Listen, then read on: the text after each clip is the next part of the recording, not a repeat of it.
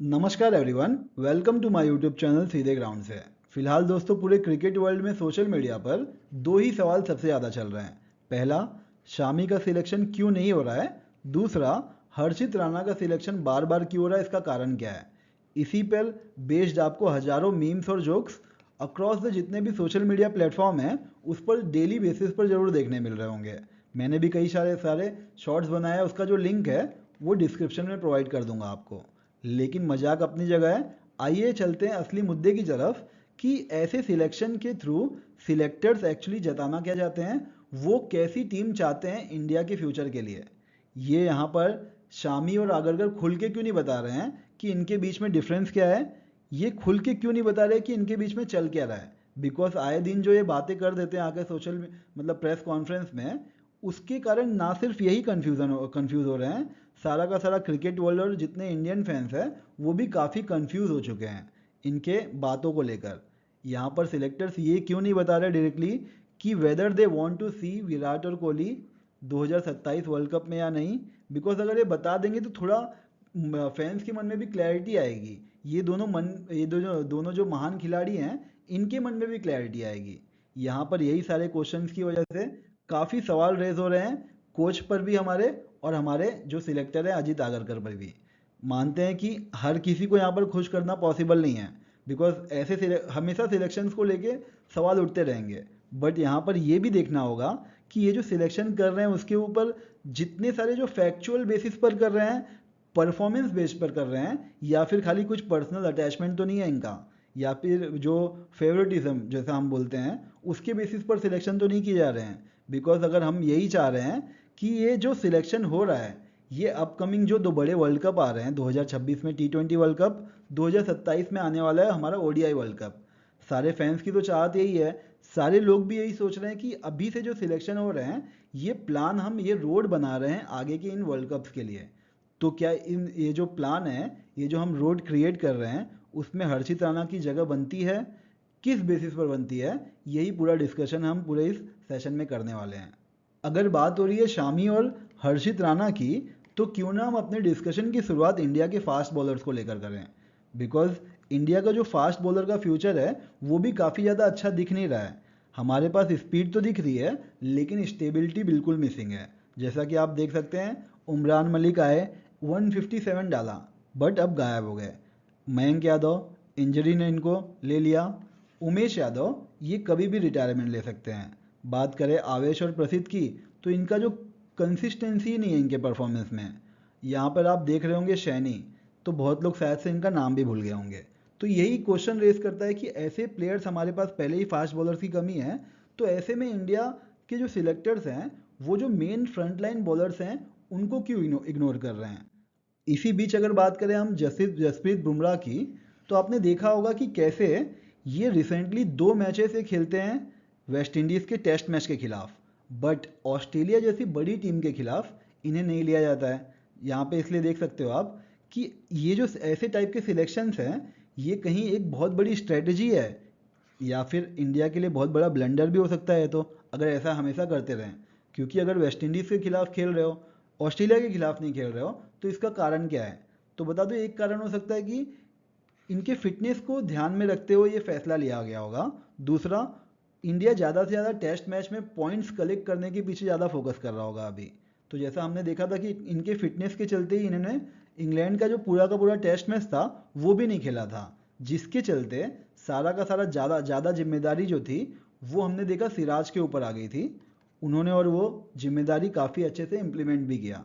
But यही race करता है कि ये अगर नहीं है टीम में, जैसे कि अब वेस्ट इंडीज़ के खिलाफ थे, ऑस्ट्रेलिया के खिलाफ नहीं है, तो इंडियन बॉलिंग अटैक जो है उसको लीड कौन करेगा। ऑस्ट्रेलिया के खिलाफ तो अब ये टीम का हिस्सा नहीं है, लेकिन इसके पहले जब भी ये इंडियन टीम का पार्ट रहे हैं तो बुमराह के बाद सबसे पहले नाम आता था मोहम्मद शामी का। यही उनके अब्सेंस में हमारे जो फास्ट बॉलर्स का अटैक है उसको लीड भी करते थे। बता दूं दोस्तों, अगर इनके कुछ रिसेंटली अच्छे परफॉर्मेंस की बात की जाए, तो इन्होंने चैंपियंस ट्रॉफी में भी अच्छा खासा परफॉर्मेंस दिया था। लेकिन उससे बेहतरीन परफॉर्मेंस था इनका 2023 वर्ल्ड कप में, जहां पर सबसे टॉप स्कोरर थे विराट कोहली 765 रन के साथ। उसी टूर्नामेंट में इन्होंने लिए थे 24 विकेट्स, और एवरेज देखिए दोस्तों कितना बेहतरीन, 10 का एवरेज है। तो भी अगर ये प्लेयर फिट होने के बाद अगर ये कहे कि मैं खेलना चाहता हूँ और टीम का हिस्सा नहीं रहेगा, तो ये बहुत बड़ा डिबेट का मुद्दा बन ही जाएगा।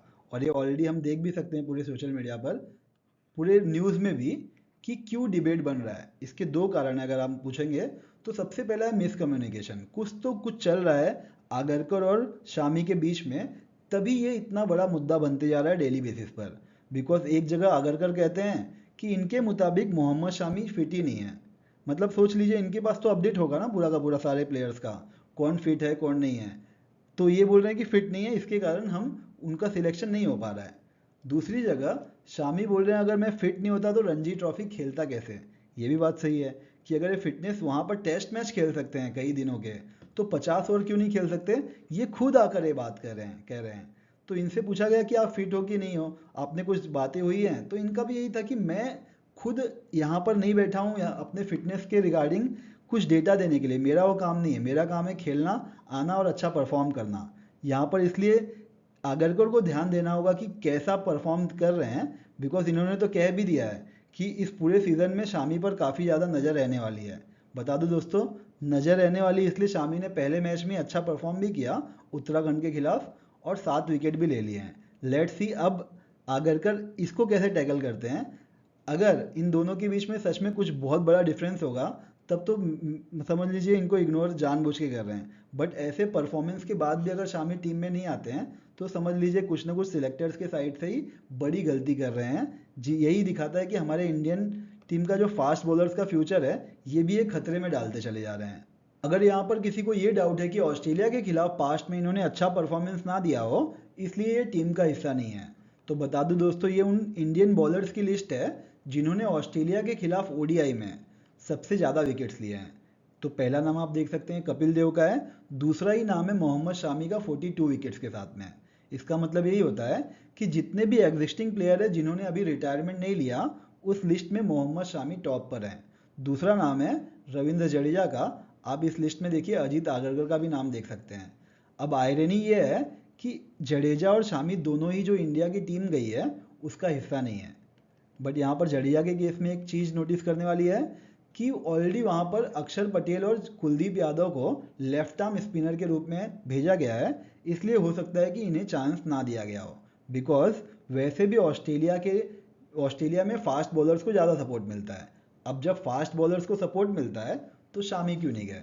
तो देखिए कितना कन्फ्यूज़न पे कन्फ्यूज़न क्रिएट होते ही चले जा रहा है। इन सारे कन्फ्यूज़न का जवाब दिया है आर अश्विन ने, जो कि आउटराइटली जो सही लगता है इनको वो बोल देते हैं।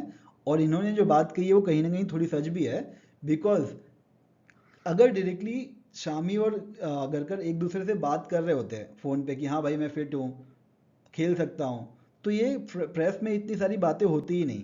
बट ऐसा नहीं हुआ। इसका जवाब यही है कि आर अश्विन ने बताया कि सबसे बड़ा कारण है इंडियन क्रिकेट टीम में ये सब होने का, डायरेक्ट कोई बात ही नहीं करता एक दूसरे से, सारा का सारा इनडायरेक्ट कम्युनिकेशन चल रहा है, जो कि कन्फ्यूज़न क्रिएट करने का बड़ा कारण है। सही भी है। यहाँ पर अगर डायरेक्ट कम्युनिकेशन कर दिया जाए कि विराट को खिलाना है 2027 में, कोहली को खिलाना है, तो फैंस को भी पता लग जाएगा कि हाँ एक ट्रांजिशन फेज है, इसलिए इनसे कैप्टन से हटाया गया, लेकिन इन्हें 2027 वर्ल्ड कप में खिलाया जाएगा। बट बीसीसीआई और सिलेक्टर्स ये कह ही नहीं रहे हैं। मतलब ये कहीं ना कहीं मिसकम्युनिकेशन का एक बड़ा एग्जाम्पल है। शामी के केस में तो हमको देखने में मिल ही रहा है, और विराट और रोहित के केस में भी हम देख सकते हैं। अगर आपको ये डाउट हुआ कि ये दोनों प्लेयर्स खुद खेलना चाहते हैं कि नहीं, तो बता दूं हाँ, रोहित शर्मा ने क्लियरली कहा है एक वीडियो में रिसेंटली, एक बच्चे ने इनसे पूछा जब कि अगला वर्ल्ड कप कब है, तो इन्होंने बोला 2027 में। बच्चे ने पूछा कि क्या आप खेलेंगे, क्या मतलब खेलना चाहेंगे, are you going to play it, तो इन्होंने डायरेक्टली कहा yes I want to play it. तो मतलब ये प्लेयर्स जब खुल के कह सकते हैं कि हाँ हमें अगला वर्ल्ड कप खेलना है, तो बीसीसीआई और सिलेक्टर्स ये क्यों नहीं कह रहे हैं कि हाँ हम भी चाहते हैं कि ये प्लेयर्स, बड़े प्लेयर्स जो हैं, वो अगले वर्ल्ड कप का हिस्सा रहें। अगर ये लोग फिट रहते हैं, परफॉर्म करते रहते हैं, तो हम चाहेंगे कि ये लोग खेलेंगे। ये आके कहना चाहिए उन्हें, तभी तो क्लैरिटी आएगी इन प्लेयर्स के मन में भी और हमारे जैसे फैंस के मन में भी। इन सबके बीच हर्षित राणा का सिलेक्शन काफ़ी ज़्यादा सवाल खड़े करता है। बिकॉज जैसे हमने ऑलरेडी देखा कि कैसे टीम के बड़े प्लेयर्स टीम का हिस्सा बनने के लिए कितना ज़्यादा स्ट्रगल कर रहे हैं, तो दूसरी तरफ हर्षित राणा को तीनों फॉर्मेट, टेस्ट, T20 और ओडीआई, इन्हें तीनों फॉर्मेट में एक के बाद एक मौका मिलता चले जा रहा है, जिसका बीसीसीआई और सिलेक्टर्स कोई वैलिड आर्ग्यूमेंट भी पेश नहीं कर रहे लोगों के सामने। यही कारण है कि जो अवेलेबल डेटा है लोगों के सामने, उसके बेसिस पर अगर जजमेंट दिया जाए कि क्या ये उस लायक हैं, तो आप ही बताइएगा। जैसे कि अभी टेस्ट में मौका मिला, 4 विकेट लिया इन्होंने अभी तक, टेस्ट में भी इनका इकोनॉमी रेट 4.5 से ऊपर रहा है। बता दो दोस्तों, तीनों फॉर्मेट खेलने वाले जो अभी प्लेयर्स हैं, जैसे शुभमन गिल, कुलदीप यादव, बहुत कम नाम दिखेंगे आपको।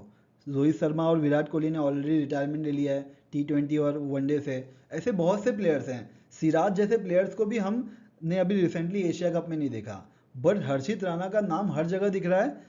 जिसका कोई वैलिड आर्ग्यूमेंट मिले तो ठीक है, जो कि नहीं मिल रहा है, इसलिए सारे के सारे फैंस काफ़ी ज़्यादा नाराज़ हैं।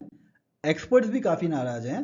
जैसा कि आप देख सकते हो, श्रीकांत ने तो ये तक कह दिया कि ये शायद उन प्लेयर्स में से होंगे जो गंभीर की हर बात में हाँ मिलाते होंगे।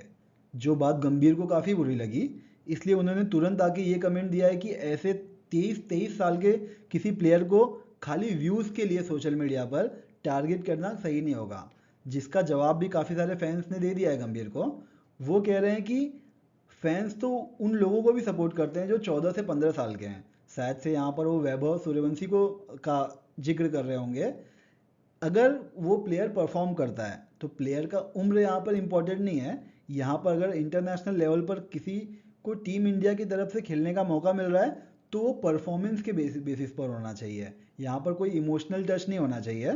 तो यही कारण है कि अगर यहाँ पर गंभीर चाहते हैं फैंस की तरफ से या किसी एक्सपर्ट्स की तरफ से हर्षित राणा को टारगेट ना किया जाए, तो सबसे बेस्ट होगा कि सिलेक्टर्स जो हैं वो किसी वैलिड आर्ग्यूमेंट के साथ आएँ कि किस बेसिस पर इन्हें तीनों फॉर्मेट में सिलेक्ट किया जा रहा है। फाइनली अगर इन सारे मुद्दों के सॉल्यूशन पर नज़र डाली जाए, तो अश्विन ने जैसा ऑलरेडी बताया कि ये जो सारे कन्फ्यूज़न क्रिएट हो रहे हैं, उनका मूल कारण क्या है? Indirect talk.